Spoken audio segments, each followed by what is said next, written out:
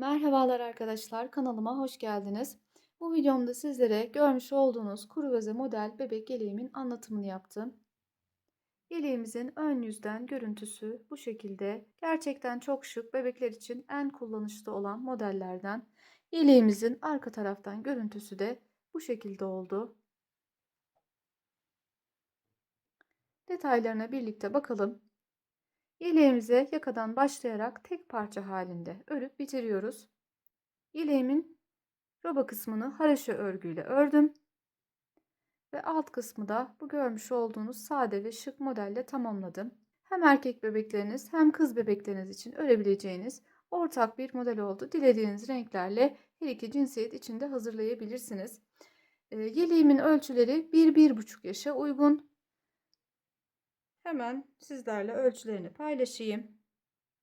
Yeleğimizin beden genişliği 28 santim. Yeleğimizin boyu da 34 santim.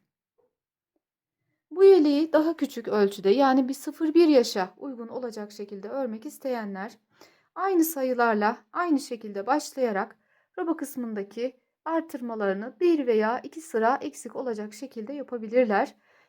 Beden genişliği 25-26 santim civarında ve boyu da 32 santim civarında olarak yeleklerini 0-1 yaşa uygun olacak şekilde örebilirler.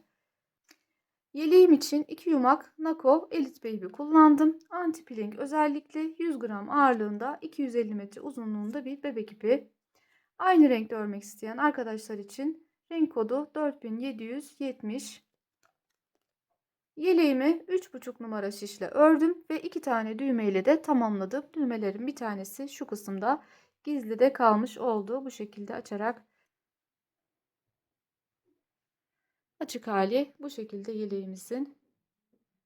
Videomda bana eşlik ettiğiniz için teşekkür ediyorum. Kanalıma ücretsiz bir şekilde abone olabilirsiniz. Abone olduğunuzda zil simgesine dokunup bildirimleri açarak yeni videolarımdan, yeni modellerimden anında haberdar olabilirsiniz. Malzemelerimiz hazırsa hemen bu güzelliğin yapımına başlayalım.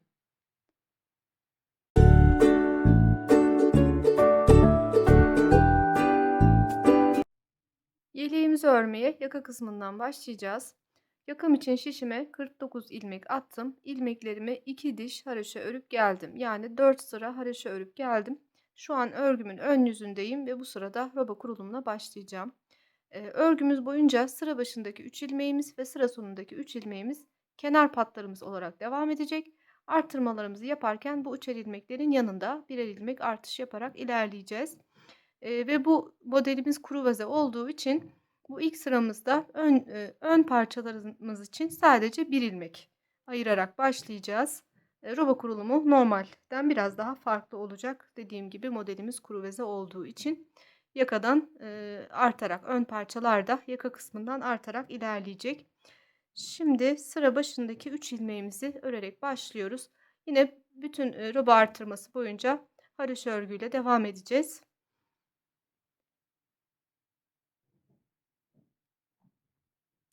İlk ilmeğimi örmeden aldım. Ben sıra başındaki ilk ilmeklerimi örmeden alıyorum. Yanına 2 ilmek daha örüyorum. Bu şekilde ilk 3 ilmeğimi ördükten sonra yanında bir gizli artırma yapacağım. Gizli artırmalarımızı bu şekilde yapıyoruz. Bir tane gizli artırmadan sonra ön parçam için bir ilmek örüyorum. Bu şekilde ön parçamı tamamlamış ve ilk ayrım yerine gelmiş oluyorum. Ayrım yerlerinde ortalarda ikişer ilmeklerimiz bulunacak. Şimdi bu iki ilmeğin her iki tarafından artışlar yaparak ilerleyeceğim. Yine bir tane, yani şu an 3 ilmek ördüm. Bir tane artırma yaptım. Bir ilmek ördüm. Tekrar bir ilmek artış yapıyorum. 2 ilmek örüyorum. Tekrar bir ilmek artış yapıyorum. Ve ön parçayı ve ilk ayrım yerini tamamlamış oluyorum. Şimdi kol parçama ilerleyeceğim. Kol parçam için 7 ilmek öreceğim. 1, 2, 3, 4, 5, 6 ve 7. Kolum için 7 ilmek ördükten sonra tekrar ayrım yerine geldim. Koldan arka parçaya geçiş kısmındaki ayrımdayım şu an. Yine bu önümüzdeki 2 ilmeğin her iki tarafından artışlar yaparak ilerleyeceğiz. Bu şekilde gizli arttırmalarımızı yapıyoruz. 1 ilmek arttırıyorum, 2 ilmek örüyorum, 1 ilmek daha arttırıyorum ve arka parçaya geçmiş oluyorum. Yeleğimizin arka parçası için 19 ilmek örüyoruz. 1, 2, 3, 4, 5, 6, 7, 8, 9, 10, 11, 12, 13, 14, 15, 16, 17, 18 ve 19. 19 ilmek ördükten sonra tekrar artış yerine geliyorum. 1 ilmek gizli artırma yapıyorum. 2 ilmek örüyorum. 1 ilmek daha artış yapıyorum ve tekrar ikinci kola gelmiş oluyorum. Önümdeki 7 ilmeğimi örüyorum. 1, 2, 3, 4, 5, 6 ve 7. 7 ilmekten sonra 1 ilmek artış yapıyorum. 2 tane düz örüyorum ve tekrar bir artış daha yapmış oluyorum. Böylece ön parçama geçmeden önceki son arttırma kısmını da tamamlamış oluyorum. Şişimde sonda 4 ilmeğim kaldı. Bu önümdeki 1 ilmeği örüyorum. 1 ilmek artış yapıyorum ve şişte kalan 3 ilmeğimi örüyorum. Sıramı tamamlıyorum.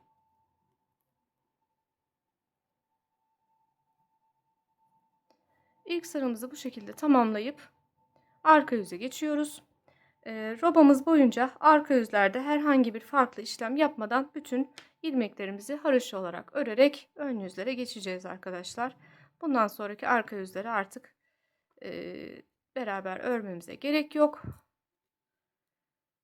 Arka parçamda bu artış yaptığım ilmekler dahil bütün ilmeklerimi haroşa olarak örüyorum. Tekrar ön yüze geliyorum.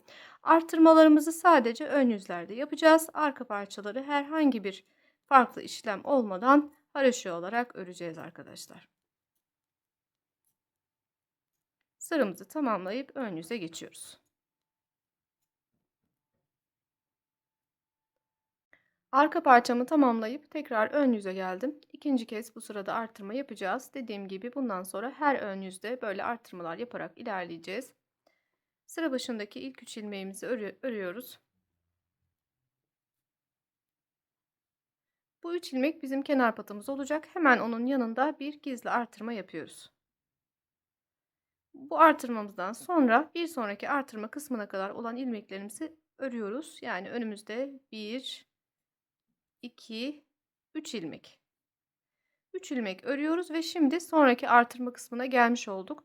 Bu ilk sıralarda bu artış noktaları çok belirgin olmadığı için biraz sizi zorlayabilir. Dilerseniz bu kısımlara her bir artırma kısmına şu ikişer ilmeklerin iki tarafına birer işaretleyici takarak ilerleyebilirsiniz. Biraz daha kolaylaştırmış olur sizin için. Şu şekilde arkadaşlar şu an şurada gözüküyor ama biraz net değil henüz. Sıralarımız ilerledikçe ayrım yerleri netleşecek.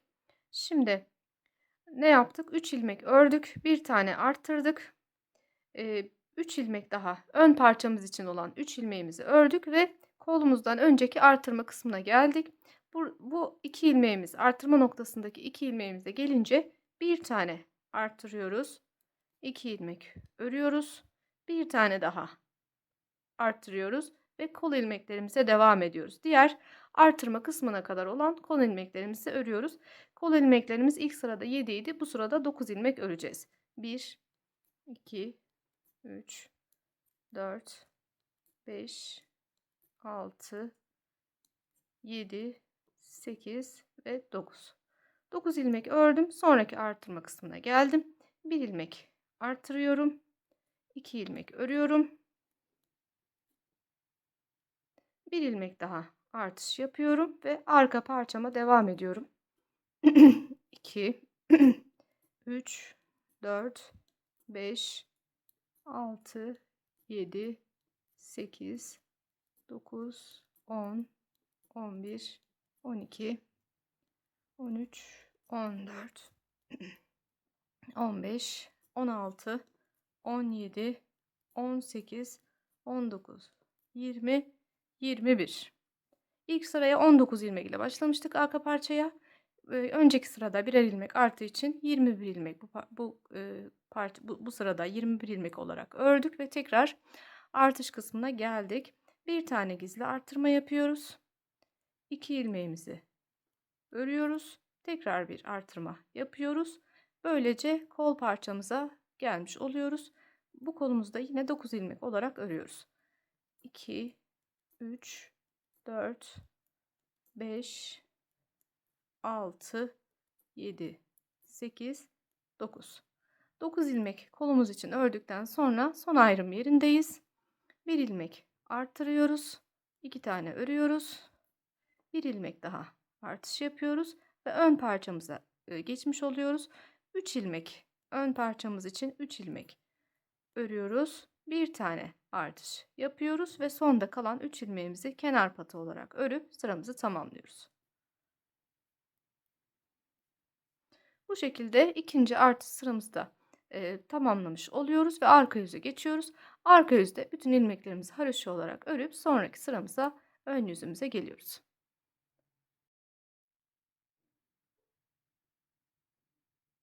Sonraki ön yüze geldik. Üçüncü artırma sıramız olacak. Sıra başındaki 3 ilmeğimizi örüyoruz.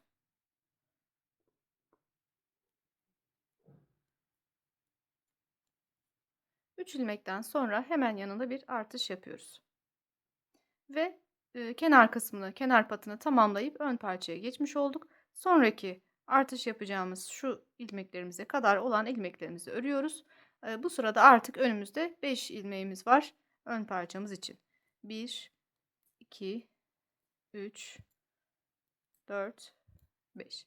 5 ilmek ördükten sonra sonraki ayrım yerine artırma noktasına geliyorum. Bir tane artırıyorum. 2 ilmek örüyorum. Bir tane daha artırıyorum ve artırma noktasını tamamlayıp kol parçasına geçmiş oluyorum. Sonraki ayrım yerine kadar olan kol ilmeklerimi örüyorum.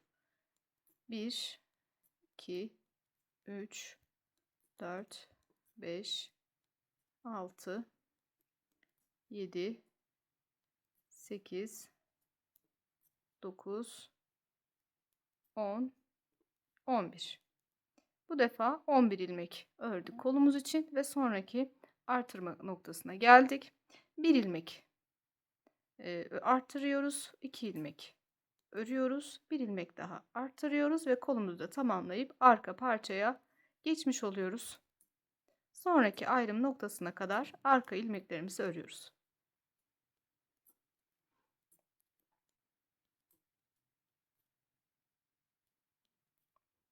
Ve arka ilmeklerimizi tamamlayıp sonraki artırma kısmına geldik. Yine burada bir gizli artırma yapıyoruz.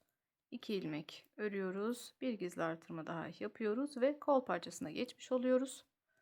1, 2, 3, 4, 5, 6, 7, 8, 9, 10, 11 ilmek. Diğer kolum için de 11 ilmek ördüm ve artırma noktasına geldim. 1 ilmek artırıyorum. 2 ilmek örüyorum ve 1 ilmek daha artırıyorum.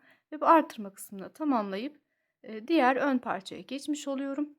Sondaki şu 3 ilmeğim kalana kadar olan ilmeklerimi örüyorum. 1, 2, 3, 4, 5. 5 ilmek ördükten sonra her defasında sıra sonunda böyle yapacağız. Ön parçamızın ilmeklerini öreceğiz. Sonda 3 ilmeğimiz, kenar patımız kalana kadar. Sonda kenar patımız kaldığında yanında bir tane artış yapacağız ve 3 ilmeğimizi örüp sıramızı tamamlayacağız. Sıra sonunda daima bu şekilde hareket ediyoruz. Sıra başında da aynı şekilde yapmıştık. 3 ilmek ördükten hemen sonra bir artış yapıyoruz. Sıra sonuna geldiğimizde 3 ilmeğin önünde hemen bir artış yapıyoruz. Bu şekilde ilerleyeceğiz arkadaşlar. Böylece robamızın başlangıcında 3 kere artışlarla ilerlemiş olduk. 3 sıra artış yapmış olduk birlikte. Bundan sonrası da aynı şekilde devam edecek. Arka yüzlerde bütün ilmeklerimizi haroşa olarak örüp geleceğiz. Ön yüzde gösterdiğim şekilde artışlarımızı yapacağız arkadaşlar. Şu ayrılma noktaları birazcık daha netleşmeye başladı. Dediğim gibi sizler buralara birer, ayraç işaretleyici takarak da ilerleyebilirsiniz. Daha net görmüş olursunuz. Şimdi robamız istediğimiz genişliğe gelene kadar örgümüzü bu şekilde örüp geliyoruz. Yeleğimin roba kısmını istediğim genişliğe gelene kadar örüp geldim arkadaşlar.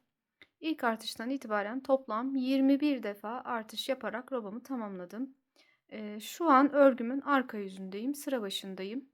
Bir önceki sırada ön yüzdeyken son defa artışımı yaptım. Şimdi arka yüze geçtim. Bu sıradan itibaren kolları bir ters bir düz lastik olarak örerek devam edeceğiz. Bu sırayı birinci sıra olarak sayarak toplam 3 sıra kollarda lastik örüp kolları kesip sonrasında bedene devam edeceğiz. Şimdi ön parçamızı şuradaki artış yerindeki ilmekleri gelene kadar ilk parçamızı örüp şu kısma geliyoruz. Buradan kolları lastiğe çevirip devam ediyoruz. Ön parçamı örüp geldim. Şu an artırma yerindeki 2 ilmeğe geldim. Bu aralardaki 2 ilmeklerin birer tanesini bedene dahil edeceğiz. Birer tanesini kollara dahil edeceğiz. Bütün artış yerlerindeki ilmekler bu 2 ilmekler aynı şekilde olacak. 2 ilmeğin birincisini kolum için örüyorum. Şimdi buradan itibaren kol için örmeye devam edeceğim. Bir ters bir düz lastik örerek kol ilmeklerimi tamamlayacağım. Bir tane düz ilmek örüyorum. Sonrasında bir ters. Bir düz, bir ters, bir düz, bir ters lastikle kolumda ilerliyorum. Bir sonraki artırma noktasındaki ikişer ilmeğe gelene kadar bir ters bir düz lastik örerek devam ediyorum.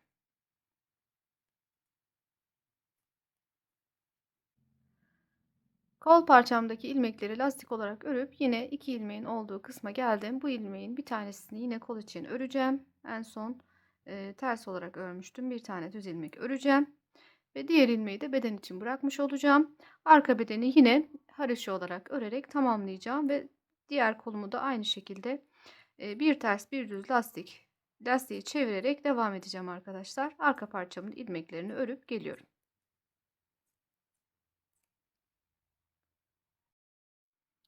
Arka parçamı örüp sonraki kol parçama gelmiş oldum. Yine aradaki 2 ilmeğin bir tanesini beden için, arka beden için örüyorum. Bir tanesini kol için lastiğe çevirerek devam ediyorum. Düz ilmekle başlıyorum. Başlıyorum. Bir düz, bir ters. Pardon.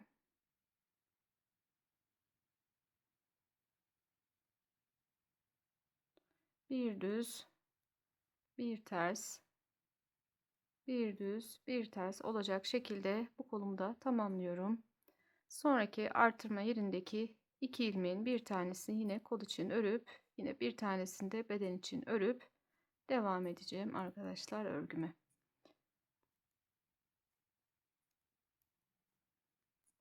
O kısma kadar ilerleyip geliyoruz.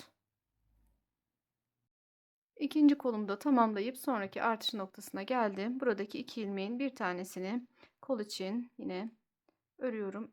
En son burada ters ilmek örmüştüm. Düz olarak örüyorum. Kalan bir ilmeği de yine ön beden için haroşa olarak örerek devam ediyorum. Ön parçamı da örüp bu sıramı tamamlıyorum. Ve son ön parçamı da tamamlayarak tekrar ön yüze geldim. Şimdi 2 sıra daha öreceğim. Kollar bu şekilde lastik olarak devam ederek 2 sıra daha öreceğim. Sonraki sırada tekrar ön yüze geldiğimde kol kesim işlemlerini yapacağım. Şu an ilmeklerimizi sadece gördüğümüz gibi öreceğiz. Bu sırada ve önümüzdeki sırada, bu sırada artık artış yapmayacağız. 21 artışla roba kısmını tamamlamış olduk. Bu sırada iliklerimizi de açacağız. Örgümüzün her iki tarafında ön yüzlerde burada hemen sıra başında 3 ilmek ördükten sonra ilik açacağız ve sıra sonunda da yine sonda 3 ilmek kalacak şekilde ilik çalışması yapacağız. 2 tane düğme kullanacağız yeleğimizde. Bir tanesi dışarıda ön yüzde görünüyor olacak. Bir tanesi de içeride gizli olarak kalacak düğmelerimizin. O yüzden hem bu ön yüzümüzde hem de hem bu ön parçamızda hem de diğer ön parçamızda ikisinde de ilik açma işlemi yapıyoruz arkadaşlar. Şimdi sıra başındaki 3 ilmeğimizi örüyoruz.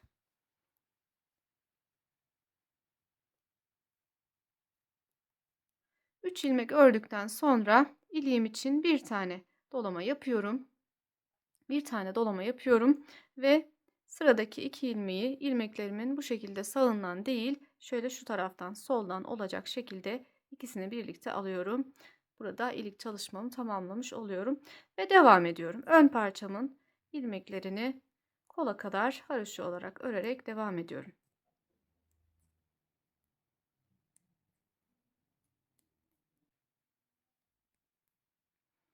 Ve ön parçamın ilmeklerini örüp kola devam edeceğim. Bir ters bir düzle koluma devam edeceğim ama unutmadan size parçalarımın ilmek sayılarını da vermek istiyorum.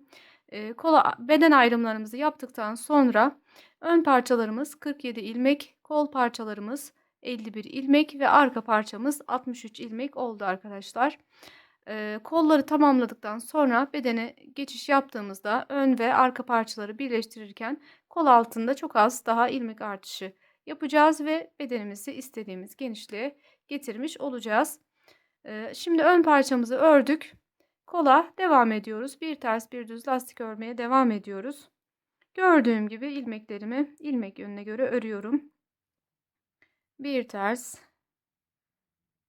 bir düz, bir ters, bir düz, bir ters, bir düz. Bu şekilde kol parçamı tamamlayıp arka parçaya geçiyorum. Sıra başından ön parçamı ördükten sonra kolum için 51 ilmek, bir ters bir düz lastik örüp sonraki parçaya kadar, arka parçaya kadar geldim arkadaşlar.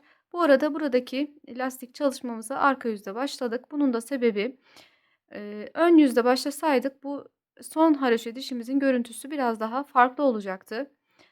Arka parçada başladığımız zaman daha muntazam bir görüntü elde ediyoruz. Sizler de bu şekilde haroşeden sonra bir ters bir düz ya da iki ters iki düz gibi lastikler uygulayacağınız zaman uygulamaya arka yüzdeyken başlarsanız burada daha muntazam bir görüntü elde etmiş olursunuz arkadaşlar. 2 sıra örmüş olduk lastiğimizi. Bundan sonraki arka yüzde de yine lastik örüp sonraki düz ön yüze geldiğimizde kesim işlemini başlayacağız. Şimdi arka parçamızı da yine aynı şekilde haroşa olarak devam ediyoruz.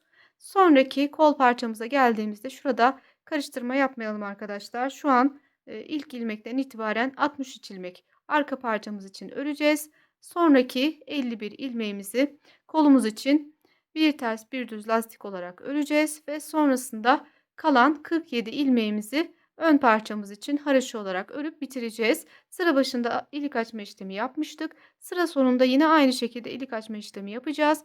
O kısma kadar ilerleyelim. Yani sıramızın sonunda şurada 4 ilmek kalana kadar anlattığım şekilde parçalarımızı örüp bu kısma geliyoruz.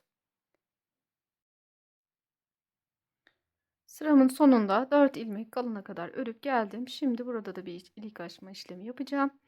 Bir tane doluyorum ve sıradaki 2 ilmeğimi birlikte alacağım. Yalnız ilmeklerimi bu şekilde sağ taraftan birlikte almayacağım. Şöyle şişimi şuradan soldan batırarak ilmeklerimi alıyorum. Birlikte örüyorum. İliğimi açmış oluyorum. Böylece iliğimi açtıktan sonra şu kalan 2 ilmeğimi de ördüğümde kenarda 3 ilmek kalmış olacak. İlikten sonra bu şekilde olacak arkadaşlar. Ve böylece ön yüzü tamamlayıp arka yüze geçiş yapıyoruz. Bu yüzde de yine aynı şekilde örgümüzü öreceğiz. Yani kollarımızı lastik, diğer kalan parçalarımızı haroşa olarak örerek bu sıramızı da tamamlayacağız. Ön yüze geldiğimizde kollarda kesim işlemini yapıp bedene devam ederek ilerleyeceğiz arkadaşlar. Arka yüzde örgümü tamamlayıp tekrar ön yüze geldim. Bu sırada kol kesimlerini yapacağım. Şimdi ön parçamın ilmeklerini örüyorum. Sıra başından başlıyorum. Şurada kolumun ilk ilmeğine kadar olan ilmeklerimi örüp geliyorum.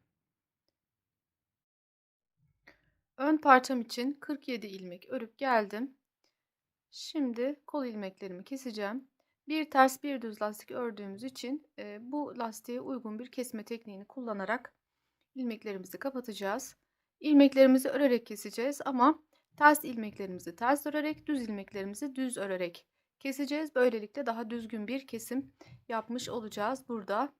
Şimdi bakıyorum, ilk ilmeğim ters. İpimi alıp ilk ilmeğimi ters olarak örüyorum. Sonrasında ikinci ilmeğim düz, onu düz olarak örüyorum ve önceki ilmeği bu şekilde diğerinin üzerinden geçiriyorum. Pardon.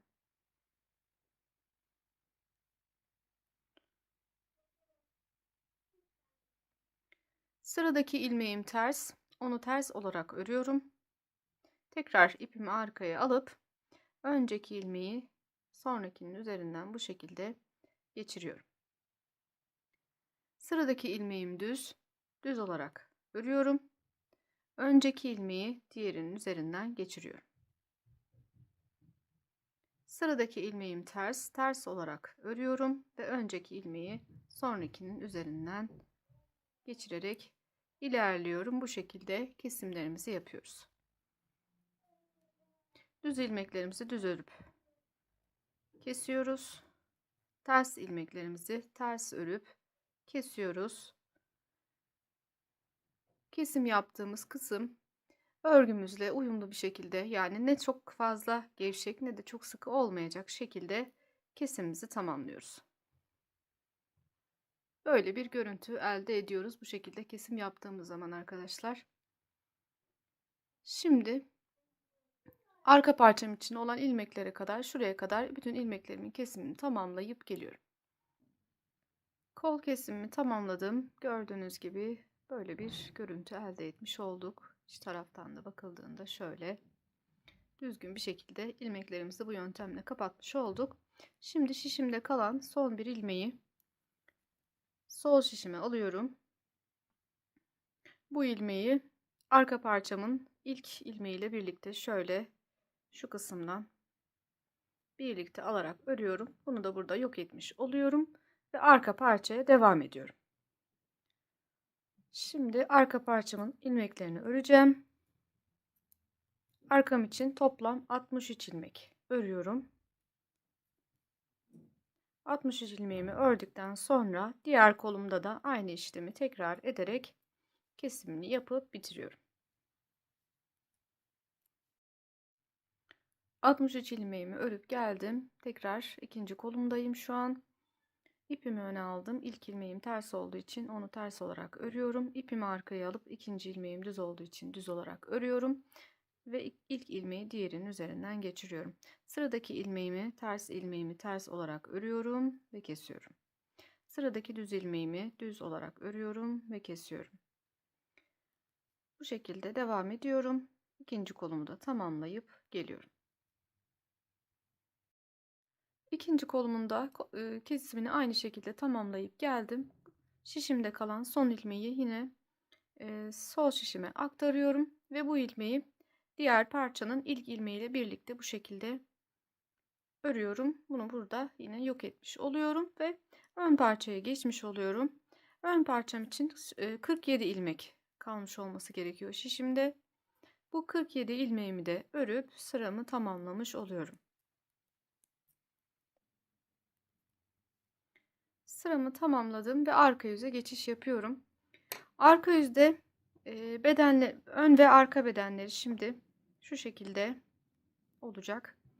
Bu şekilde birleştirmelerini yapacağız. Yalnız birleştirme yaparken bu kol evimizin dar olmaması için ve beden kısmımızın da birazcık daha genişleyebilmesi için biraz artış yapacağız. Birkaç ilmek artış yaparak ilerleyeceğiz. Şimdi arka yüzde ön parçamı şu kol kesim hizasına kadar, şuraya kadar örüp geliyorum.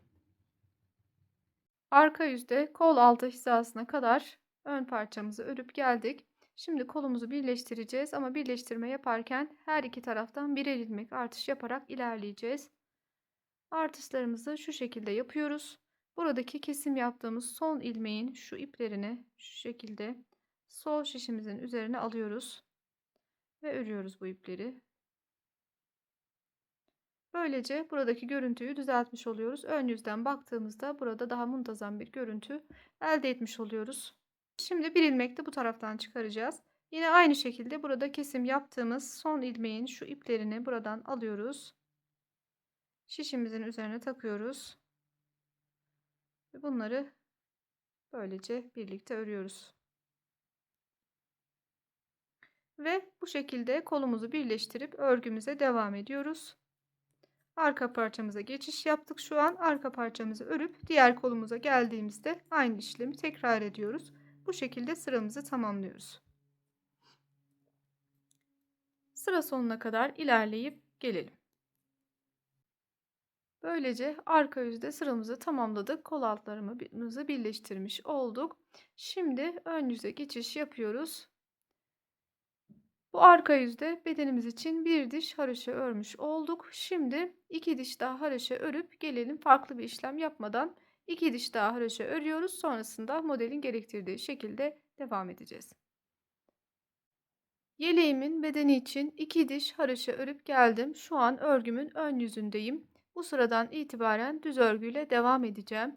Önümdeki 3 sıra boyunca ön yüzlerde düz, arka yüzde ters örerek ön taraftan baktığımızda 3 sıra düz örgü görüntüsü elde etmiş olacağız. Tamamlayıp geliyoruz. Ön yüzde başlayarak 3 sıra düz örgü ördüm ve şu an örgümün arka yüzüne geldim. Bu sıradan itibaren pirinç örgüyle devam edeceğim arkadaşlar. Şimdi 3 sıra düzün üzerine 3 sırada pirinç örgü olarak devam ediyoruz. Pirinç örgümüzü ne şekilde yapıyoruz hemen gösterelim. Sıra başından ilk 3 ilmeğimi haroşa olarak örüyorum. 3 ilmek kenarda haroşa ördükten sonra pirinç örgüme başlıyorum. Bu modelde pirinç örgümüz için ilmeklerimizi bir ters bir düz olarak öreceğiz. Bir üst sıraya geçtiğimiz zaman ilmeklerimizi kaydıracağız. Yani düz ördüğümüz ilmeklerimizi ters, ters ördüğümüz ilmeklerimizi düz olarak ördüğümüzde pirinç örgü desenini oluşturmuş olacağız. 3 ilmek kenarda haroşadan sonra önümdeki ilk ilmeği ters olarak örüyorum. Sonra düz.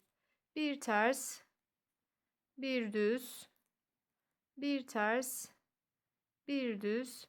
Bu şekilde sıramın sonuna kadar ilerliyorum. Sondaki 3 ilmeğimi haroşa olarak örüp sıramı tamamlayarak bir sonraki ön yüze geçiş yapıyorum. Şu an arka yüzde pirinç örgüme başlamış oldum.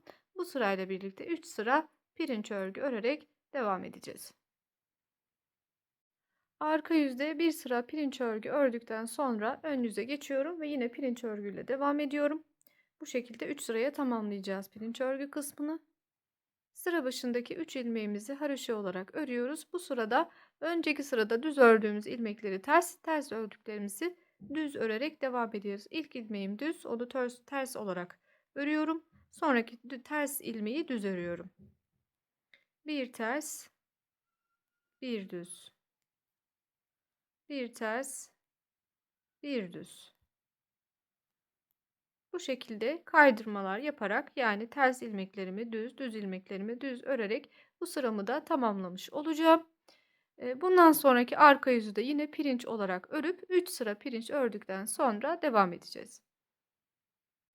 3 sıra pirinç örüp geldik. Şu an örgümüzün ön yüzündeyiz. Şimdi üzerine 3 sıra düz örgü olarak devam edeceğiz. Tamamlayıp geliyoruz. 3 sıra pirinçten sonra 3 sıra daha düz örgü örerek tamamladım. Böylece bu aradaki kısmı tamamlamış oldum. Şimdi yine 2 sıra 2 diş haroşa örerek devam edeceğim. Şu an örgümün arka yüzündeyim. İlmeklerimi haroşaya çevirerek ilerliyorum.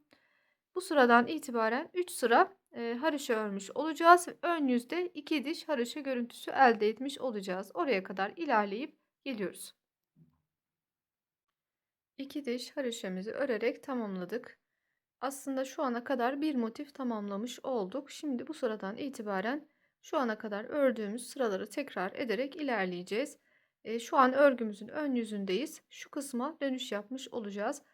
Bu sıradan itibaren öncelikle 3 sıra düz örgü, 3 sıra pirinç ve 3 sıra düz örgü öreceğiz. Üzerine tekrar 2 diş haroşa örüp bitirmiş olacağız ve bir sonraki desene geçiş yapacağız. Tekrar 3 düzle devam edeceğiz. Desenimiz bu şekilde ilerleyerek beden kısmını tamamlayacağız arkadaşlar. Bu kısmı bitirdikten sonra en son yine lastik olarak alt bant kısmında lastiğimizi örüp beden kısmımızı tamamlamış olacağız. Şimdi desenimizi takip ederek ilerliyoruz. İstediğimiz uzunluğa gelene kadar yeleğimizi örüp gidiyoruz. Yeleğimin alt kısmı istediğim uzunluğa gelene kadar örüp geldim. Şuradaki haroşalardan sayarsam 1, 2, 3, 4, 5, 6. 6 defa motifimi tekrar ederek bu alt kısmı bitirmiş oldum. Şimdi lastik kısmını örüp tamamlayacağım. Kollarımızda lastiğimizi arka yüzde örmeye başlamıştık. Buradaki son haraşo dişin görüntüsünün bozulmaması için lastiğimizi arka yüzde başlamıştık. Şimdi örgümün ön yüzündeyim. Bu ön yüzde bütün ilmeklerimi düz olarak örüp sıra sonuna kadar ilerleyeceğim. Arka yüze geçtiğimde kollarda olduğu gibi 3 sıra bir ters bir düz lastik öreceğim ve burada uyguladığım kesme yöntemini kullanarak yeleğimi tamamlayıp geleceğim. Birlikte yapıp geliyoruz. Alt lastiğimizi de örerek yeleğimizi tamamladık. Şimdi sadece geriye düğmelerimizi dikmek kaldı. Düğmelerimizin bir tanesi ön yüzde burada gözükecek. Bu şekilde şuraya dikeceğiz. Bu şekilde ilikleyeceğiz. Bir tanesi de gizli de kalacak. Şöyle şurayı hizalayarak şu kısma düğmemizi dikeceğiz. Bu şekilde içte kalacak arkadaşlar. Düğmelerimizi diktikten sonra yeleğimizi hazır hale getirip geliyoruz. Son olarak yeleğimizin düğmelerini de dikip geldik. Düğmelerimizden bir tanesi bu kısımda gizlide kalmış oldu. Bu şekilde çok kullanışlı ve sade, güzel bir model oldu arkadaşlar. Videomda bana eşlik ettiğiniz için teşekkür ediyorum. Kanalıma abone değilseniz ücretsiz bir şekilde abone olabilirsiniz. Abone olduğunuzda zil simgesine dokunarak bildirimleri açıp yeni videolarımdan anında haberdar olabilirsiniz. Yeni bir örgü videosunda tekrar görüşmek dileğiyle. Hoşça kalın.